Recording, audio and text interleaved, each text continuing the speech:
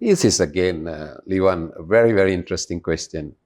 Organizational performance. In this segment, in the CMI standard, I really like the three key sections, or if I may call that, the competency.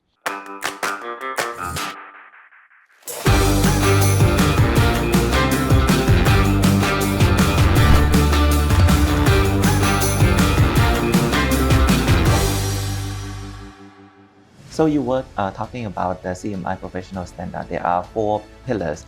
The first one is the personal effectiveness. The second one is interpersonal excellence. The third one is the organizational performance. And the fourth one is being an ethical and inclusive leader.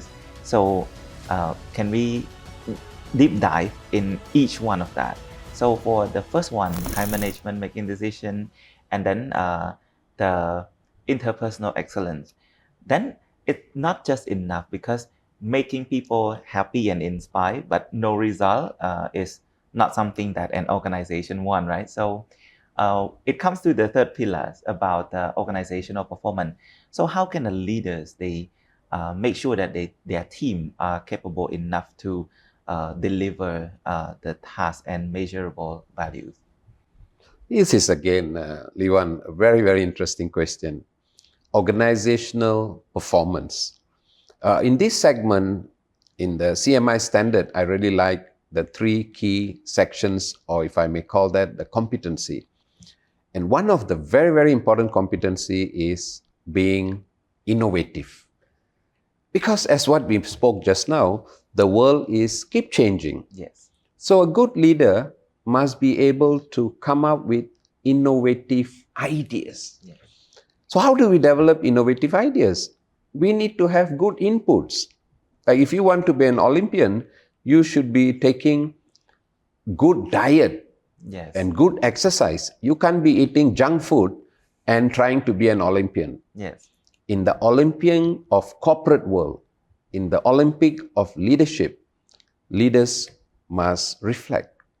What are they feeding our minds? Yeah. Are we reading high quality materials? Are we reflecting on high quality contents? Or are we communicating or having a group of people who are able to contribute to our development, what I call as intellectual diet? So once you have good team, you be a learner, you surround yourself with the right advisors or right coaches, that will be the input for developing innovative ideas.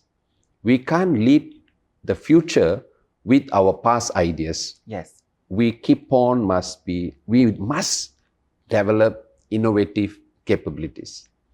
Only then we can lead.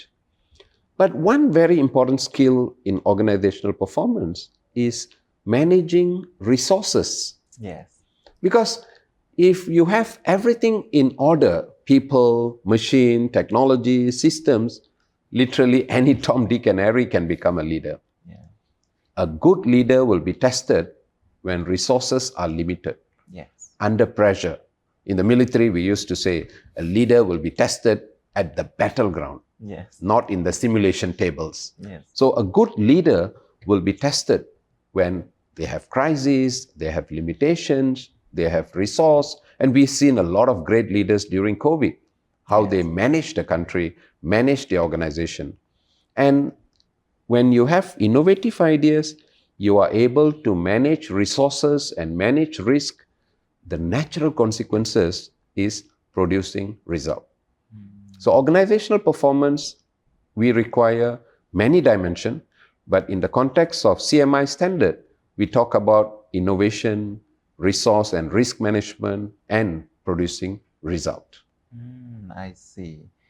So it's all connected from the first pillar to the third pillar. However, in the CMI standard, I see there is one more pillar, like in the middle, which is the ethical and inclusive leader. So why it is very important component and why it is in the middle to connect all the three things? What is it about the trust and about the integrity of the leaders? Like how it's very important that it stay in the middle? I really like your phrase about trust and integrity. I recall again in 7 Habits, coincidentally, if you want to be trusted, we need to be trustworthy. Yes. To be trusted, we need to be trustworthy. So imagine if a leader who is not trustworthy, I mean, we have seen many corporate scandals, no? Yeah. So once you have that ethical principles compromised, it's almost impossible to be a leader, especially in today's world with internet and with a lot of investigation tools. Any wrong actions, decisions, reports will go public very soon. Yes. If that happens, leadership is almost impossible. So in CMI standard, when we talk about ethical, imagine like a compass. If you are navigating a ship and if your compass is not in order, that is going to be a disaster. Yes. So being ethical is very, very important. And in today's world, inclusive is not something new, but in today's corporate world, inclusivity has been widely spoken. So we need to show evidence. We need to show our policies, our practices. We should demonstrate about being inclusive with right policies, but more importantly, execution of those policies. As a leader, when we have right policies and we demonstrate the execution of the policies, we are sending the right signal. So being inclusive, ethical is not a luxury, but it's a must. I see. It's very interesting. I was triggered to something else because being trustworthy or being ethical, it is something very hard to measure because there is nothing that we can measure it or we can see it like the law, the land, the meter, or anything we can measure it. But that one is very, how to say, we not really see it in our own eyes, and sometimes it could be manipulated. So how to stay trustworthy? Because sometimes leaders, they do something and they believe that, oh, it is the right ways, and then it takes some time to realize that it is not the trustworthy things, or it could be manipulated. I'm not sure if my question is quite clear on that part, but like how to measure integrity? Yeah, that's the question. Yep. Your question is helping me to think and reflect. Yeah. Well, I must admit, I don't really have a clear answer, but in my opinion, a good leader can send a signal how they feel, whether they are authentic or they are acting. I think in today's world, there's a lot of technology for lie detectors, or sometimes people can see coherence between what you say, what you do, and your body language and all that. I'm not an expert in that. But for me, be truthful to yourself. Yes. Once in a while, take some time for self-reflection. Yes. And when we do that, I have a strong belief that our team, our employees, our other stakeholders, including contractors, they know that we are being authentic. I see. And that will take some time perhaps, but will create a personal standard and a personal brand. I think it's not right for me to talk about specific brands, but I'm sure in your personal life, you know, certain brand you trust, certain brand you may not be very comfortable, and certain brand we have something called brand loyalty. Yes. All right. So a car, for example, you're so comfortable with a car, when you want to change the car, you just go to the same brand. Hotel, for example, you're so comfortable, you'll go back to the same hotel. Universities, for example, Yes. there are families where the grandfather, father, and son and grandson go to the same university Yeah. because they have this brand loyalty. And all this cannot be built purely with marketing and branding Yes. if they are not authentic. Yes. So my question, I really don't know how do you measure integrity, but there's a lot of professional bodies. In Malaysia, we have something called Institute for Integrity. I'm sure these are experts who can come up with standards, guideline. Be aware of the guideline, but be truthful to ourselves.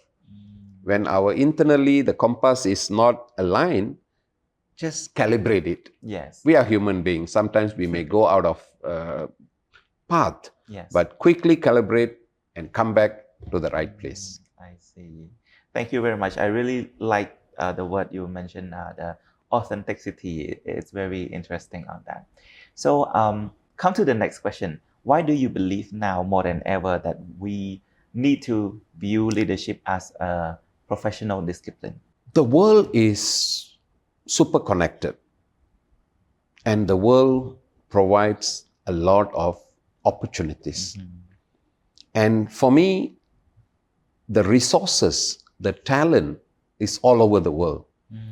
So if we have good leaders, we will be able to attract the right talent, develop the right talent, and retain the right talent in the context of talent development, Yes. which I'm very familiar. Yes. But in the same time with other stakeholders, for example, our suppliers, our contractors, our other partners, if we are providing the right leadership, we will be able to attract them.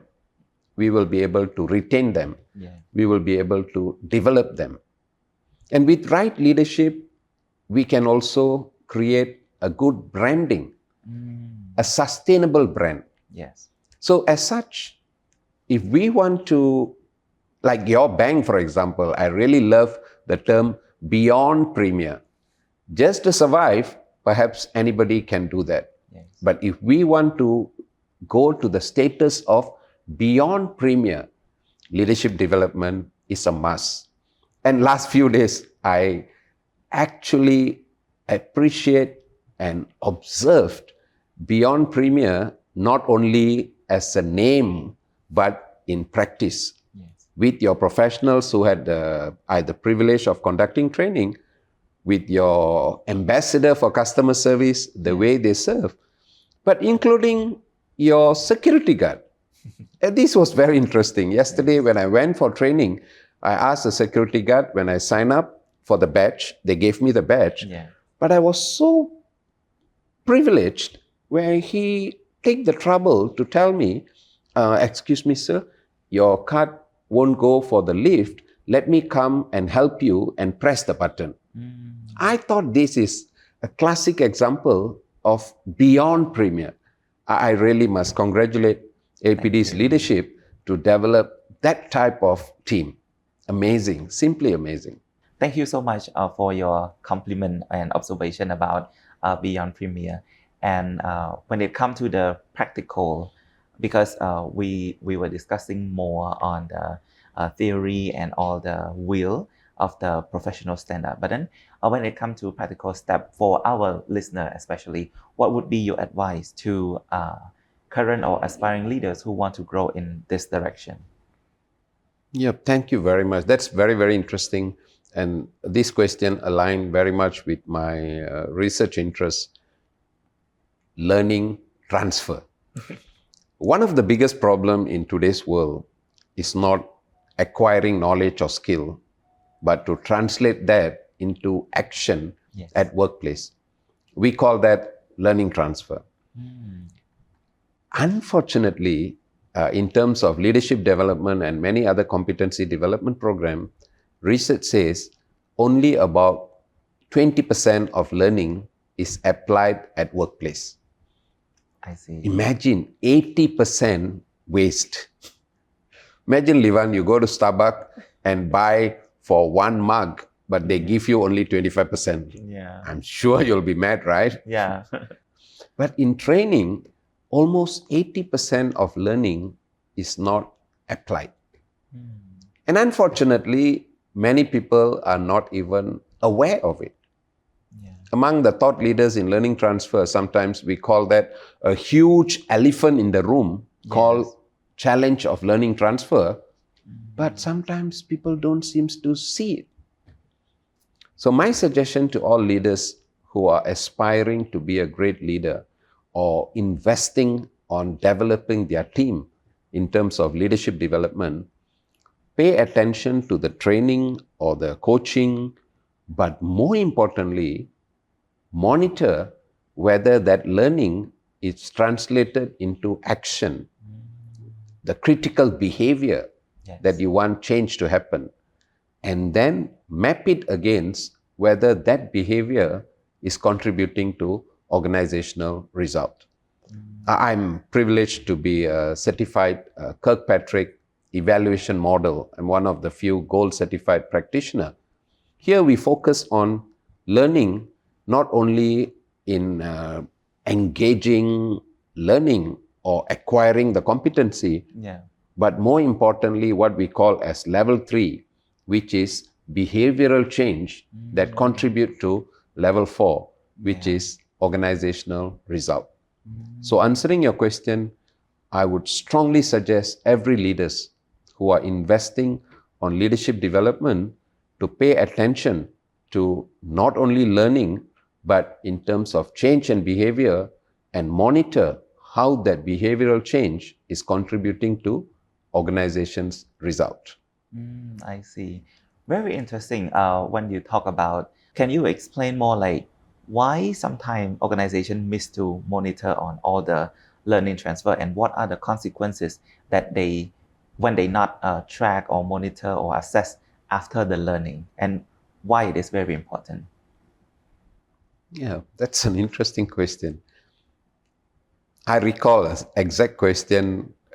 One university lecturer asked me a couple of years ago in a seminar why learning transfer is not getting attention. Yes. My answer is as simple as A, B, C. A, B, C stands for awareness before change. Awareness before change. So I hope leaders and those who are investing money on leadership development, including perhaps Minister of Human Resources of any country and chief executive who is accountable for talent development, for them to realize that training, learning is like a seed. Yes. After you invest on the seed, you must make sure the land is fertile. Yeah. I mean, you must have somebody to pour the water and put the fertilizer and care for the seed. Yes. I observe beautiful landscaping around APD that shows that your organization is paying attention to the landscape. Yeah. So imagine conducting training is like planting a tree. Many organizations, individuals, and nations are investing on the seed. Yes. But what we want is perhaps the fruits. Yes. So in training, that's like a seed for capacity building. The learning transfer initiative, are we providing the opportunity in Kirkpatrick, we call that the required drivers, right? The transfer environment. So are we monitoring? Are we reinforcing? Are we rewarding? Are we encouraging? Required drivers literally means the processes and systems for us to apply what we learn. Yes. Perhaps organizations should consider job title like learning transfer directors or learning transfer managers. Yes. Because learning and development department will be very, very committed to make sure the training is done. Yes. Training professionals, facilitators, coaches, they are very, very committed to conduct the training. Yes. But when the learners go to their workplace, I don't blame them. Maybe they are so excited or busy in fulfilling their day-to-day job responsibilities for the KPI. So in terms of application of learning, sometimes it becomes like what we call as a no man's land. Everybody is interested, but there's no dedicated people responsible for it. So my suggestion is for people to consider learning transfer as skills that require to be developed. My colleagues in an organization called Institute for Transfer Effectiveness, my friend and my trainer, Melanie, is one of the leading experts in the world. So these organizations provide framework and guideline and skill set development for learning transfer. So my suggestion, if we have resources and money for investing on training, Yes. we must pay attention for the post-training, for applying the learning. Yes. Sometimes they say, sometimes people are penny wise and pound foolish. That means they pay attention for training, but the post-training activities are not getting enough attention.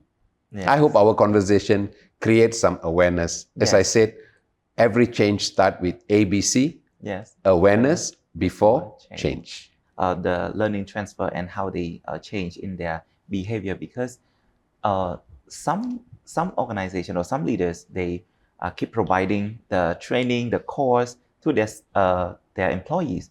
However, in practical ways, whether they change their behavior or not, and the result is impactful or not, it is something that they miss to monitor on that. But then when you mention about that, the learning transfer, it's very interesting on that. Yeah. And for those who want to explore more about the CMI Professional Standard, you can visit with the link that we put in the caption, because our discussion is based on the CMI Professional Standard on that. So it almost come to an end of the episode. Do you have any other last tip or recommendation to our listeners, especially the leaders? Sure. To all leaders who are listening to us, I hope my conversation with my friend Liwan creates some awareness that being able to be a good leader is not only authority, but action. And for me personally, the CMI Professional Standard has been a very, very valuable guideline as what we discussed: personal effectiveness, interpersonal excellence, organizational performance, and being ethical and inclusive leader.